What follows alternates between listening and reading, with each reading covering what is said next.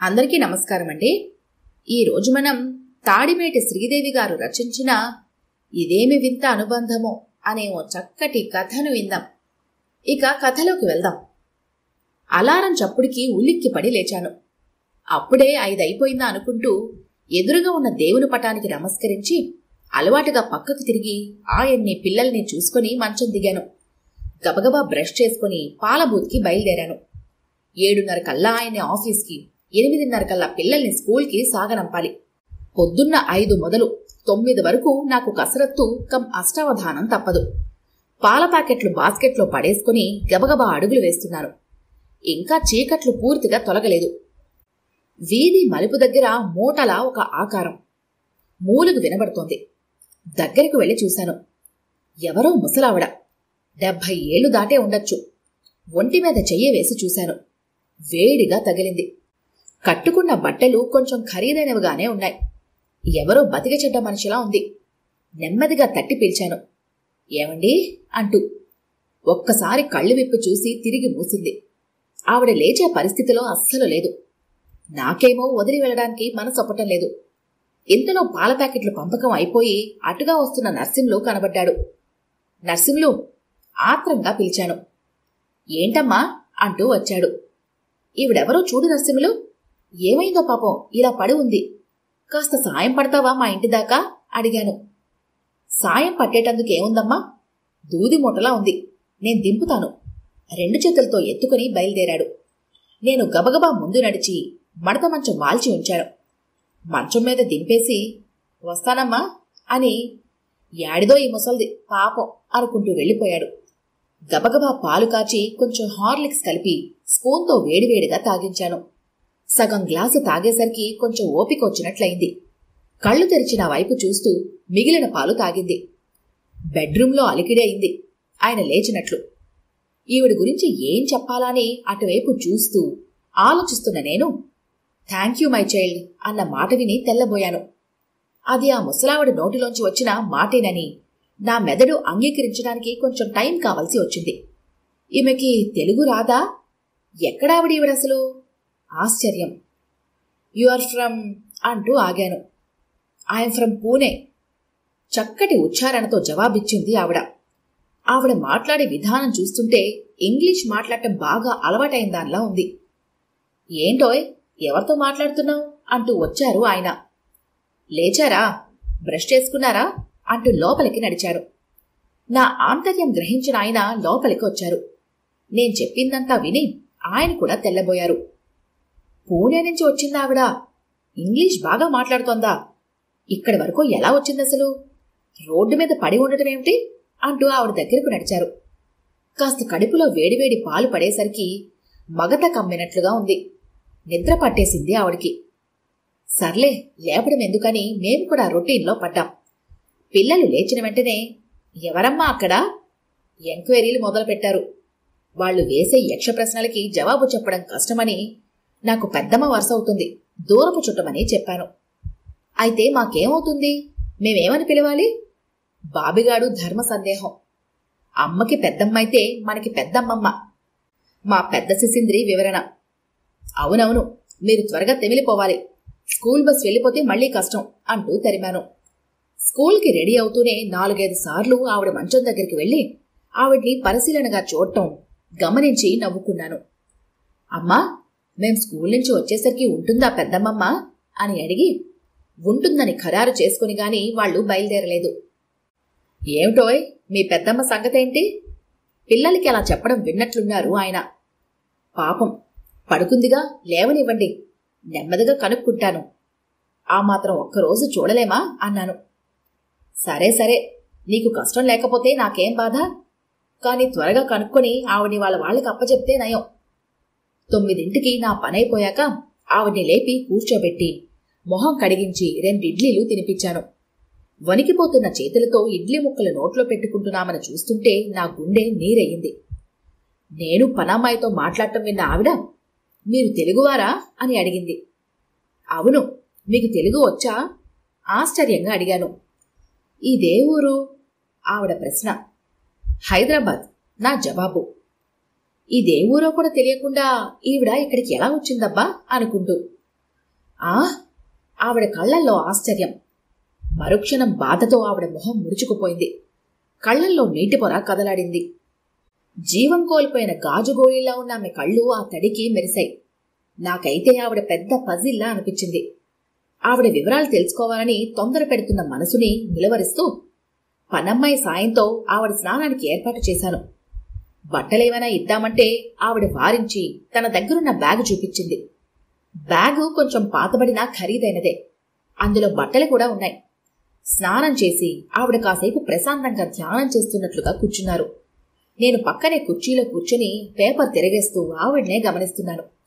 ఆవిడ పద్ధతులన్నీ చాలా సిస్టమేటిక్గా ఎప్పటి నుంచో అలవాటుగా చేస్తున్నట్లుగా ఉన్నాయి.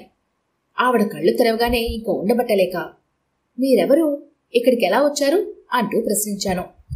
ఆవిడ ఒక్కసారి గొంతు సవరించుకొని మొదలుపెట్టింది. మాది ఒకప్పుడు ఆంధ్రానే. నా 16వ ఏట నాకు మా అత్త కొడుకుతో పెళ్ళై నేను ఢిల్లీ వెళ్ళిపోయాను. ఢిల్లీ వాసం వలన హిందీ బాగా వంటబట్టింది. పిల్లలు పుట్టాక వాళ్ళని బాగా చదివించుకోవాలనే కాంక్షతో ఇంగ్లీష్ పట్టుదలగా నేర్చుకున్నాను. స్పీకింగ్ కోర్సులు చేరకపోయినా పంతం పట్టి ఫ్లూయెన్సీ పెంచుకున్నాను. పిల్లల గురించి నేను ఆయన తప్పించని క్షణం అంటూ ఉండేది కాదు. కానీ ఆగిపోయింది. కన్నీళ్లు ముత్యాల్లా రాలిపడుతున్నాయి. కాసేపు రెస్ట్గా పడుకోండి, ఇప్పుడేం చెప్పద్దు అంటూ వారించాను. ఇట్స్ ఆల్ రైట్, మరేం పర్వాలేదు అంటూ కొంచెం మంచినీళ్లు కావాలని సైగ చేసింది. నీళ్లు తాగాక మళ్లీ చెప్పటం మొదలుపెట్టింది. 10 ఏళ్ల క్రితం ఆయన పోయారు. అప్పటి నుంచి కొన్నాళ్లు పెద్దవాడి దగ్గర పూణేలోనూ, కొన్నాళ్లు చిన్నవాడి దగ్గర త్రివేంద్రంలోనూ ఉంటూ వచ్చాను. ఇన్నాళ్లు ఓపిక ఉండటంతో నేను వాళ్ళకి పెద్ద భారం అనిపించలేదు. కాని ఈ మధ్యన జ్వరం పడి లేచిన తర్వాత నా కాళ్లు పూర్తిగా చచ్చుబడిపోయాయి. మేం చేయలేమని విసుక్కుంటూ ఉండటం నాకు తెలుసు. కాని మరీ ఇంత పని చేస్తారు అనుకోలేదు. విరిగిపోయిన ఫర్నిచర్లా విసిరి పారేశారు. నేను వాళ్ళకి టైం సెన్స్ నేర్పి ఒక్క క్షణం కూడా వేస్ట్ చేయకూడదని చెప్పిన మాట నిజమే గాని, ఇలా ముసలి తల్లికి సేవ చేయడం కూడా టైం వేస్ట్ అనుకుంటారని తెలియలేదు నాకు. వాళ్ల అభివృద్ధికి నేనొక అడ్డంకి అయిపోయాను. ఇద్దరూ సంపాదనకి లోటు లేని వాళ్లే కాబట్టి డబ్బు బ్యాగ్లో పడేసి నన్ను వదుల్చుకున్నారు. డబ్బు నన్ను ఎంతవరకు ఆదుకుంటుంది? నేనున్న పరిస్థితుల ఆలోచన లేదు వాళ్లకి. కనిపెంచినందుకు వదిలేయకుండా డబ్బు ఇచ్చామని వాళ్ల మనసుల్ని జోకొట్టుకుంటున్నారు కాబోలు. ఆవిడ దుఃఖానికి అంతులేదు. నాకు కన్నీళ్లు ధారగా కారుతున్నాయి. ఛీ, అసలు మనుషులేనా వాళ్ళు? చీదరించుకున్నాను. అంత సడన్గా వదిలేస్తే మీరెంత బెంబేలు పడతారనైనా ఆలోచించలేదు? కనీసం డబ్బుతో ఏ ఓల్డేజ్ హోంలోనైనా జాయిన్ చేయొచ్చు కదా ఆవేశంగా అన్నాను. అది కూడా టైం వేస్ట్ అనుకుని ఉంటారు తల్లి, నా బిజీ సుపుత్రులు. ప్రతిక్షణం డబ్బుతో తప్ప వాళ్ళకి విలువ కట్టడం రాదు. లేకపోతే పెద్దవాడు ఇలా చిన్నతనంలో జరిగినది మర్చిపోతాడా? కళ్ళు తుడుచుకుంది ఆవిడ. ఏమైందండి అడిగాను. అప్పుడు మా పెద్దవాడికి 10 ఏళ్లు. ఢిల్లీలో లోకల్ ట్రైన్లో ప్రయాణం చేస్తున్నాము. అప్పటి వరకు మా దగ్గరే ఉన్నాడు. ఎలా దిగాడో, ఎప్పుడు దిగాడో, ట్రైన్ దిగిపోయాడు. మా స్టాప్ వచ్చి మేం దిగడానికి చూస్తే వాడు కనబడక మా పై ప్రాణాలు పైనే పోయాయి. ఇంకా రష్లో పడి అన్ని స్టేషన్లోనూ వెతకటం మొదలుపెట్టాం.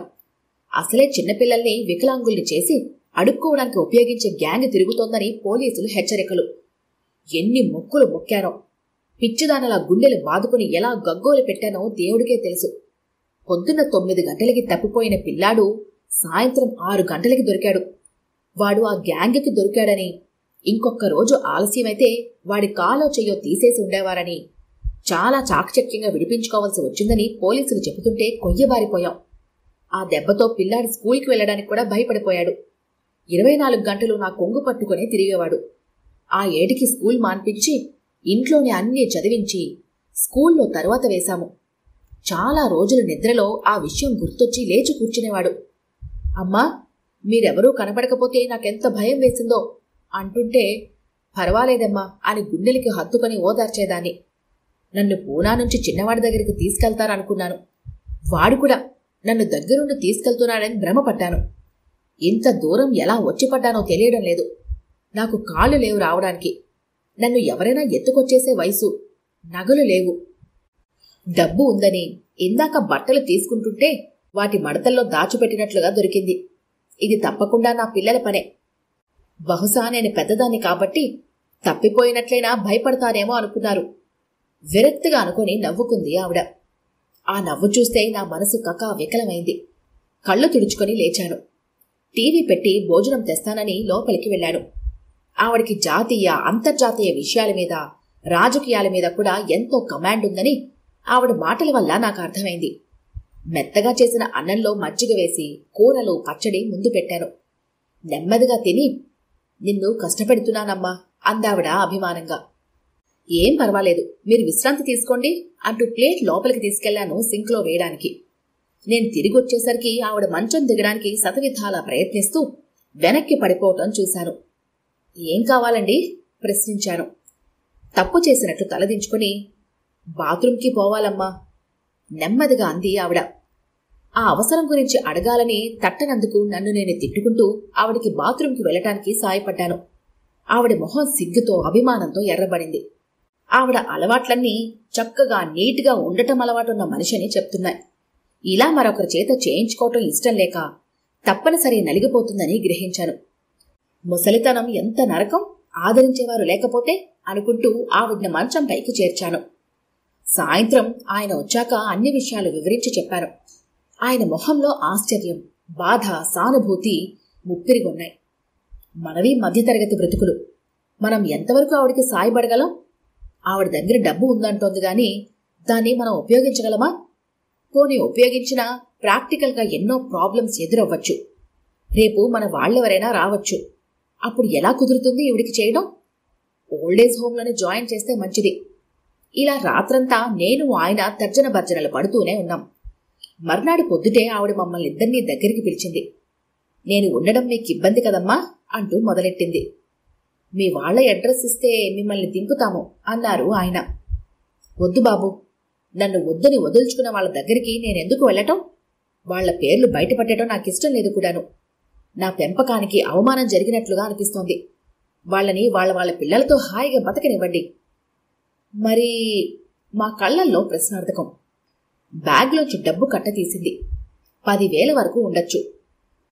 నన్ను ఏదైనా ఓల్డేజ్ హోంలో చేర్పించండి బాబు, దయచేసి. భగవంతుడు ఎవరిని ఎప్పుడు పిలుస్తాడో తెలియదు. అంతవరకు మనం ఈ భూమి మీదే ఉండాలి. నాకా దేవుడు కొండంత గుండె ధైర్యాన్ని ఇచ్చాడు. ఆ హోంలో నా వయసు వాళ్ల మధ్య గడుపుతూ, నా మాటలతో వాళ్ళకి స్వాంతన కలిగిస్తూ నేను సంతోషం పొందుతాను. నన్ను ఈ రకంగా మీరు ఆదరించకపోతే ఈ డబ్బు నిష్ఫలమైపోయేది. కానీ ఇప్పుడు దీన్ని ఆ హోంకిస్తే నాలాంటి అభాగ్యులను ఆదుకున్నట్లుగా అవుతుంది. స్థిరంగా పలికింది ఆమె గొంతు. ఆమె గుండె ధైర్యానికి, ఆత్మవిశ్వాసానికి మేమిద్దరం నివాళులర్పించాం. కొంచెం ఓపిక చిక్కగానే వెళ్లొచ్చని 2 రోజులు మా ఇంట్లోనే ఉంచి తర్వాత హోంలో చేర్పించాం. ఆ 2 రోజులు సెలవు రోజులవ్వడం వల్ల పిల్లలు ఆవిడ దగ్గర బాగా చేరికైపోయారు, పెద్దమ్మమ్మ అనుకుంటూ. సెలవులున్నాయంటే ఏవో ఒకటి నములుతూ నోరాడించాల్సిందే ఇద్దరూను. అమ్మా, కరకరలాడదేమైనా పెట్టు డిమాండ్ చేశారు. అబ్బబ్బా, ఏం చంపుతున్నారర్రా, కరకరలాడేవి కావాలి ఇప్పుడు మళ్ళీ. నన్ను తినేయండి, గొడవ వదిలిపోతుంది అంటూ విసుక్కున్నాను నేను. నువ్వు కరకరలాడవుగా మరి అంది మా శిశింద్రి. అవునే, కరకరలాడే ఉంటే నన్ను కూడా తినేస్తారు మీరు అన్నాను నవ్వు దాచుకొని ఆ మాటకి. ఇలా రండమ్మా, అమ్మని విసిగించకూడదు, నేను కథ చెప్తాను, ఇలా రండి పిలిచింది ఆవిడ. సరే పెద్దమ్మమ్మ అంటూ ఆవిడ మంచం దగ్గర స్టూల్స్ లాక్కొని తయారైపోయారు వీళ్ళు. ఇప్పుడు ఊరుకున్నా మళ్లీ కాసేపటికి మొదలెడతారు. కాస్త పిండి తడిపి 4 జంతికలు తిప్పేస్తే సరి అనుకొని లేచాను. ఆవిడ కథ చెప్పే విధానం నచ్చి నేను పని చేసుకుంటూనే వాళ్ళని గమనిస్తూ ఓ చెవి అటువైపు వేశాను. మీరు హోంవర్క్ చేసుకోవాలేమో కదమ్మా అన్న ఆవిడ మాటకి, ఎప్పుడో చేసేశాం, రేపటికి కావలసినవన్నీ చదివేశాం ధీమాగా చెప్పేశారు వీళ్ళు. సరేనంటూ ఆవిడ గుడ్ సమారిటన్ కథ చెప్పింది. గాయాలు తగిలి మూలుగుతున్న బాటసారి మీద గుర్రంపై వెళ్తున్న ఒక మతగురువు డబ్బు సంచి విసిరి వెళ్లిపోయాడని, ఒక మంచివాడు అతని గాయాలకు మందు పూసి సేవ చేశాడని చెప్పింది. చూశారమ్మా, దెబ్బలు తగిలి లేవలేని మనిషికి డబ్బిస్తే ఏం చేసుకుంటాడు? వాడికి ఎవరూ లేని చోట ఆ డబ్బుతో ఏం ఉపయోగం? ఆ మంచివాడు సాయం చెయ్యకపోతే అతను అక్కడే చచ్చిపోయేవాడు, అవునా అంది ఆవిడ. అవును పెద్దమ్మమ్మ, అవును, సాయం చేసిన వాడే గొప్పవాడు అన్నారు పిల్లలిద్దరూ కోరస్గా. మీ అమ్మ కూడా నాకు అలాంటి సాయమే చేసిందమ్మా అందావిడ నా వైపే తిరిగి చేతులు జోడిస్తూ. అయ్యో అదేంటండి అన్నాను నేను కంగారుగా. తప్పు పెద్దమ్మమ్మ, పెద్దవాళ్ళు చిన్నవాళ్ళకి దండం పెట్టకూడదు. ఆవిడ చేతులు విడదీశారు పిల్లలు. అవునమ్మా, అవును. ఆవిడ వాళ్ల తల మీద చేతులు వేసి నిమిరింది అభిమానంగా. బర్నాడు అన్నీ వివరంగా కనుక్కొని హోంలో జాయిన్ చేశాం. ఆవిడ మమ్మల్ని వదలటం కష్టమైపోయింది. ప్రతి సండే పెద్దమ్మను చూడటానికి వద్దామని పిల్లలకు నచ్చ చెప్పాల్సి వచ్చింది. ఆవిడ కాళ్లు పనిచేయటం లేదు కాబట్టి జాగ్రత్తగా అటెండ్ అవ్వాలని చెప్పి అప్పచెప్పాం. మేము కనుమరుగయ్యేంతవరకు ఆవిడ చెయ్యి ఊపుతూనే ఉంది. ఆటోలో కూర్చొని ఆగకుండా పొంగుతున్న కన్నీళ్లను తుడుచుకున్నాను. ఇదేమి వింత అనుబంధమో అనుకుంటూ. రక్త సంబంధం అన్ని బంధాల కన్నా ఎక్కువన్న భావనతో blood is thicker than water అంటారు. కానీ ఇలాంటి సంఘటనలు మనకు is blood thicker than water అన్న ప్రశ్నను మిగులుస్తున్నాయి. ఈ కథ కనుక మీకు నచ్చినట్లయితే లైక్ చేయండి, షేర్ చేయండి. మరిన్ని ఇంట్రెస్టింగ్ కథల కోసం మా ఛానల్ని తప్పకుండా సబ్స్క్రైబ్ చేసుకోండి.